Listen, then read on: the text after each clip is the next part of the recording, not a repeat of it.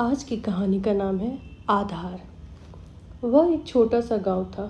प्रदेश के नक्शे में उस गांव का नाम दर्ज हो यह भी ज़रूरी नहीं था।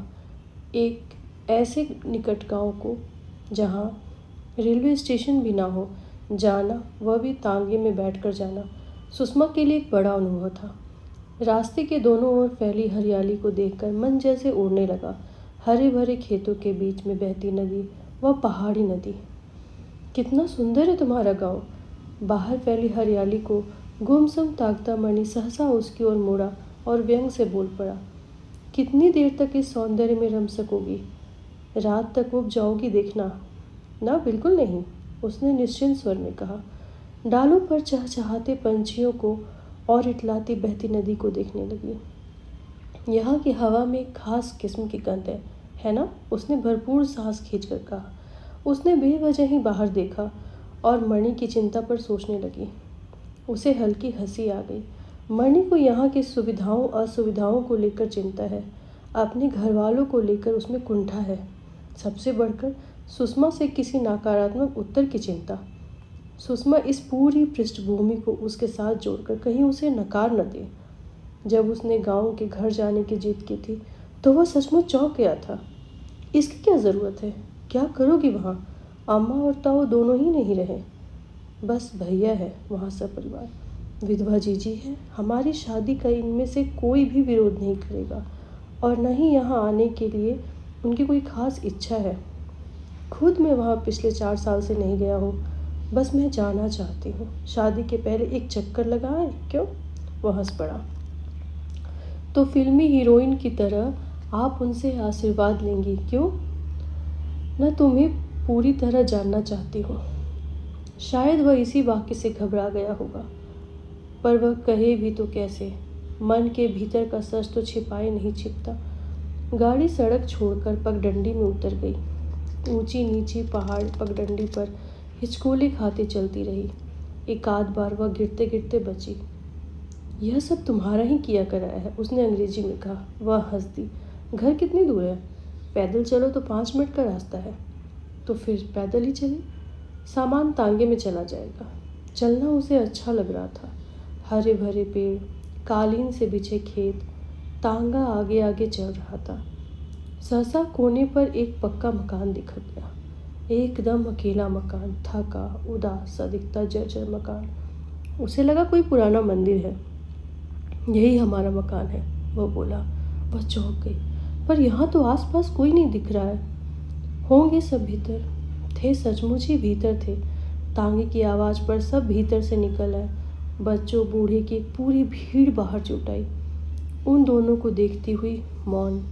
सुषमा ने मुस्कुराकर सहज होने की चेष्टा की। मणि कुछ आगे बढ़कर एक प्रौढ़ महिला के सामने खड़ा हो गया। कैसी हो भौजी? भाभी संभल गई।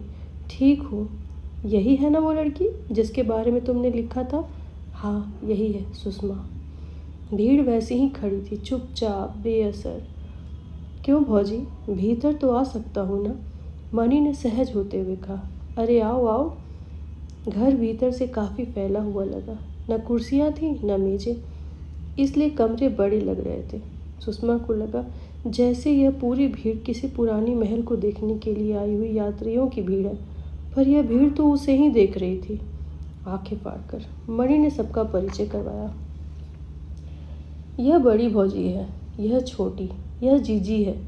फिर उनके बच्चे कामू, सोमू, किट्टा, यदुगिरी, लक्ष्मी, पारू, गोपी, दुर्गा, नाना, मीनू। आधे नाम तो मणि के ध्यान से ही उतर चुके थे। भाई परम शिवम और कोंडकम खेतों की देखरेख के लिए बाहर गए थे। बात कौशल्या ने ही शुरू की। कुएं पर जाकर हाथ मुंह धो लो, फिर नाश्ता कर लो। Not a bad idea. Mani ने मुस्कुराकर पूछा। भूख लगी है ना? बहुत। कुआं इधर है। नाना आगे भागता हुआ निकला। 2 कमरों के बाद एक टूटा हुआ चौखट और उसके बाद वह बड़ा सा आंगन। उसी कोने में एक कुआं, टूटे फूटे जगत वाला वह कुआं। जाने कितने बरसों के रहस्य अपने भीतर छिपाए हैं। कुएं के चारों ओर बना चबूतरा, कोने पर कपड़े धोने वाले पाट, उसी पर एक बूढ़ी औरत बैठी हुई थी। चेहरा विकृत लग रहा था। पुरानी फटी धोती लपेटे, सन की तरह उलझे बाल, उन लोगों की उपस्थिति से बेखबर किसी को गाली दे रही थी। मणि सहसा रुक गया। यह मेरे पिता की पहली पत्नी है। बरसों पहले दिमाग चला गया था। धीमे से बोला। पागल है यह, नाना ने कहा। फिर तेजी से उसके सामने जाकर खड़ा हो गया। ए पगली, रास्ता देना, मणि चाचा आए हैं, पैर धोने हैं उन्हें। बड़ी माँ धीमे से मुड़ी, चेहरा क्रोध से तमतमा रहा था। पागल कौन है रे? तू है, तेरा बाप है, तेरी दादी। भीतर की भीड़ बाहर आंगन तक चली आई थी। 10 वर्ष से ऊपर के लोग मुंह दबाकर हंस रहे थे। उससे नीचे के बच्चे उनके सामने चीखने लगे, पगली पगली। देह में सनसनी फैल गई। बड़ी माँ इन लोगों के बीच एकदम अकेली पड़ गई। गालियों की बौछार होने लगी। कौशल्या जीजी तेजी से आगे आई, बच्चों को डांट कर भगाया और बड़ी माँ के कंधे छूकर बोली, ये बच्चे पागल हैं, आप चलिए कमरे में, नाश्ता कर लेते हैं। बड़ी माँ शांत हो गई, पर बड़बड़ाती हुई वहाँ से चली गई। सुषमा को संभालने में वक्त लगा। क्यों भौजी, इन्हें कमरे में बंद नहीं करती? मणि पूछ रहा था। मणि ने इनके बारे में कभी नहीं बताया। सुषमा ने मुंह धोते धोते हुए सोचा, पर जल्दी ही वे उन्हें भूल गए। मणि भीड़ में घुल मिल गया। चौके से लगे बरामदे में 2 पीढ़े पीछे थे। सामने पत्तल, कोने पर थोड़ी सी चीनी इडली चटनी परोसी गई थी। कौशल्या जीजी ने न करने पर भी ढेर सारा परोस दिया।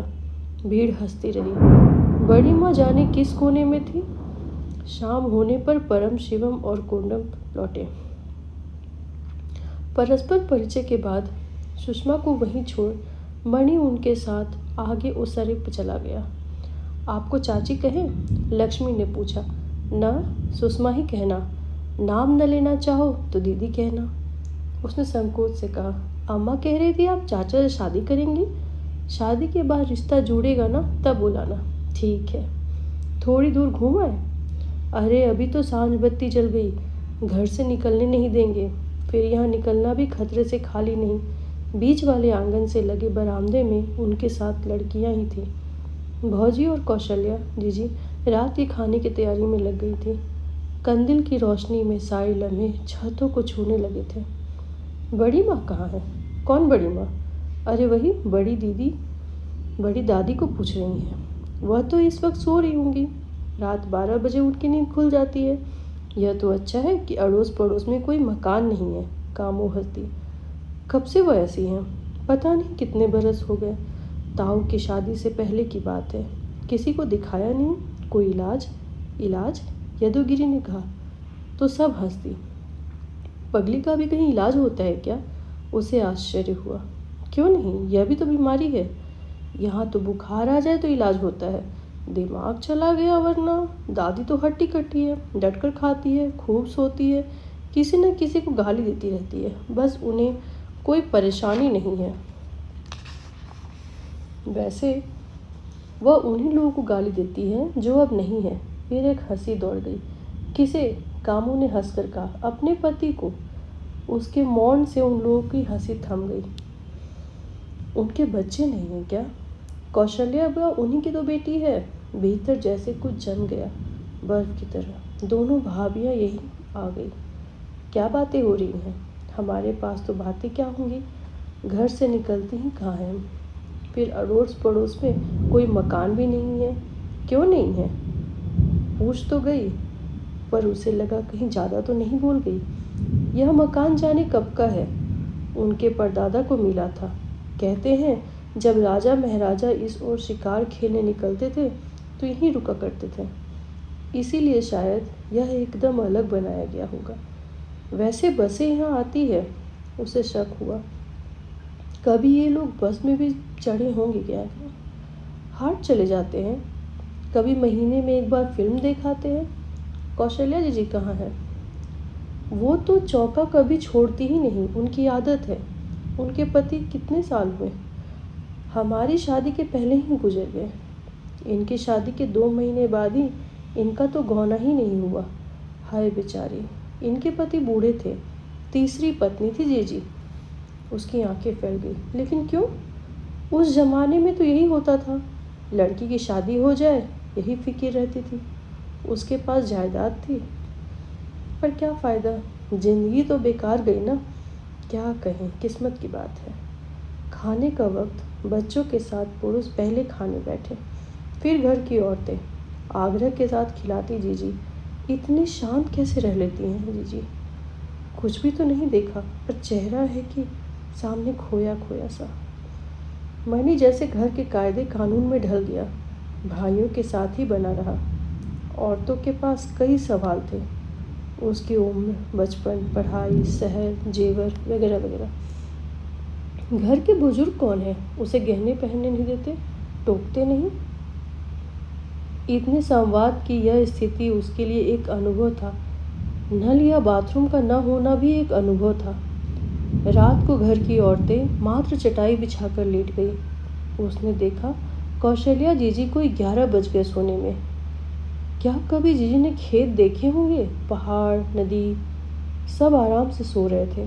कैसी सहजता है यह, तीसरी पत्नी के रूप में ब्याहे जाने पर उस स्थिति को स्वीकार करने की सहजता।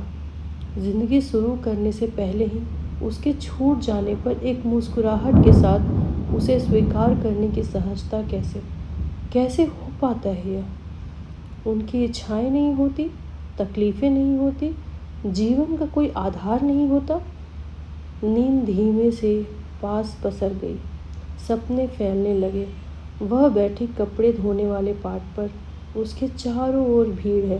कामो, सोमो, गोपू, लक्ष्मी, नाना, पगली पगली पगली मैं नहीं, तू है, तेरा दादा। वह उठ बैठी, कोई ऊंचे स्वर में चीख रहा था, तेरा गला घोट दूंगी, क्यों किया तुमने ऐसा? उसे नींद नहीं आई, किसी को जगा ले। सब सो रहे थे निश्चिंत। वह धीमे से उठी, आवाज़ की दिशा की ओर बढ़ने लगी। भीतर के आंगन तक पहुंची, आवाज़ साफ सुनाई दे रही थी। ऊपर छत पर बड़ी माँ खड़ी थी। कैसे पहुंची वो ऊपर? क्यों रे, तेरा क्या बिगाड़ा मैंने? एक बेटी नहीं जनी तेरे लिए? तेरा घर नहीं संवारा? जैसा तू कहता रहा वैसे ही करती रही। दूसरी शादी क्यों की? हमें महाराजिन बना दिया। तेरा गला घोट दूंगी, सत्यानाश हो तेरा। उस हरामजादी को कोड़ हो जाए। वह चौंक गई। कितनी घृणा, कितना आक्रोश। रात के सन्नाटे में वह स्वर है। बड़ी माँ सिर पीट कर रोने लगी। सुषमा वहीं खड़ी रही। वह क्या कह रही थी समझ में नहीं आया। अब जीजी आ गई थी। ऊपर कैसे पहुंची? कोई सीढ़ी होगी। बड़ी माँ को गले लगाकर बेबी सुबकने लगी। बड़ी माँ ने रोना बंद कर दिया और जीजी को सहलाने लगी। फिर आकाश की ओर देखकर चीखी, तेरा बाप कसाई था, 12 साल की बच्ची को 60 साल के बूढ़े से ब्याह दिया। नाश हो उसका। 13 साल में तू इस घर की नौकरानी बन गई रे बिटिया। मुझसे नहीं देखा जाता, नहीं सहा जाता। कौशल्या चुप रही। रोने की आवाज़ आ रही थी।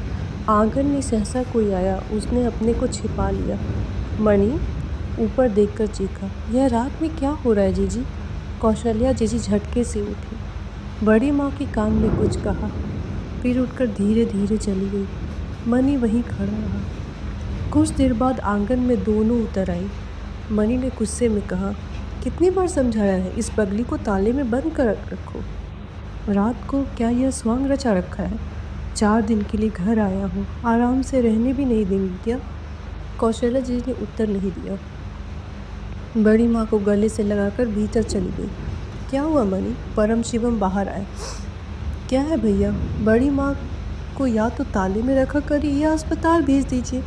कैसे रहते हैं आप लोग यहाँ? हमारी तो आदत पड़ गई है। अस्पताल दूर है, फिर खर्च भी होगा। जीजी भी नहीं चाहती। देख लीजिए, कुछ दिन बाद जीजी भी वैसी ही हो जाएंगी। आखिर बेटी उन्हीं की है। दोनों की आवाज़ें धीरे धीरे दूर होती चली गई। देर तक नींद नहीं आई। जीजी का आता पता नहीं था। उनका रोना लगातार याद आ रहा था। कितना शांत चेहरा है उनका, देवी सा चेहरा। उनके आंसू। बार बार वह करवटें बदल रही थी। इस पगली को ताले में क्यों रखा नहीं? मणि की यह बात रह रह कर याद आ रही थी। अंधेरे में उनके चेहरे का भाव नहीं दिखा। वह उसे उजाले में झेल नहीं पाती। जीजी में वैसी ही हो जाएंगी उनकी बेटी जो है। तुम तो पढ़े लिखे हो, पर क्या तुम्हारे खून में इंसानियत शेष है? बड़ी माँ ठीक कहती है, तुम्हारे पिता पागल थे, सामंतवादी। लौटते हुए वह खुश था। भैया को तुम बहुत पसंद आ गई। भाभी कह रही थी अगर शादी की तारीख पहले पता चल जाए तो वे ज़रूर आएंगे। वह नाखून कुतरती रही। मनी, मैं फ़िलहाल शादी के मूड में नहीं। क्या मतलब? मैं तुमसे शादी नहीं कर सकती। क्यों? बड़ी माँ से डर गई। सोचती हो यह ख़ानदानी पागलपन तो नहीं? न जाने मेरा कोई रिश्ता नहीं? वह मुस्कुरा उठी। कारण यह नहीं तो फिर? मैं तो कह रहा था गांव नहीं जाएंगे, वे लोग हमारी तरह नहीं हैं। पर तुम? वह हंसती। मनी, सच पूछो तो मुझे वे लोग बहुत अच्छे लगे। ज़िंदगी में सुविधाएं ही वो ज़रूरी नहीं होती। तो फिर यह परिवर्तन कैसा? थोड़ा रुक कर बोला, दरअसल गलती मेरी थी, तुम्हें वहाँ नहीं ले जाना चाहिए था। ठीक है, शादी के बाद वहाँ नहीं जाएंगे ना, मुझे माफ़ करना। ये वजह नहीं तो उसे लगा वह समझा नहीं पाएगी। प्लीज़, मैं समझा नहीं पाऊँगी, उसने थके स्वर में कहा।